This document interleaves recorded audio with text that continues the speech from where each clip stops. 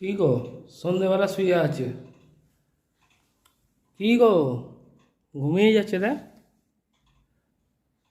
শুনতে পাচ্ছ না? ও কি হলো গো? সন্ধে দেবে না?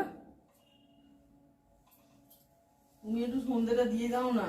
কেন, তুমি কি করছো? ঘুমিয়ে থাকবে নাকি? কালকে সোনুর জন্য তো, ও বাবা মাথা যন্ত্রণা করছে, মাথায় একটু এঁটে দিয়ে ঘুমোচ্ছিলাম। কালকে সোনুর জন্য সারা রাত ঘুমোতে পারিনি, ওর সব পেতে দিয়েছি।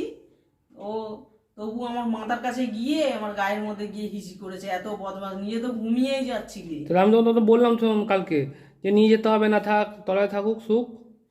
সারাটা রাত ঘুমোতে পারিনি, মাথা যন্ত্রণায় ছিঁড়ে যাচ্ছে, এটা একটু মাথায় দিয়ে ঘুমোচ্ছি, ডেকেই যাচ্ছে সময়। যাও, ওঠো ওঠো, তুমি সন্ধ্যেটাতে আমি চাটা করি, যাও তো, যাও। যাও তুমি সন্ধে থাক, দিয়ে দিতে দাও। হবে না তাহলে। এত জ্বালান জ্বালিয়েছে, কালকে ঘুমোতেই পারিনি, আমার মাথা যন্ত্রণা তোমাকে তো বারবার করছে। বলেছিলাম নিয়ে যেতে না, তুমি কেন নিয়ে গেছো কেন তাহলে? নিয়ে যাবে জোরজবস্তি।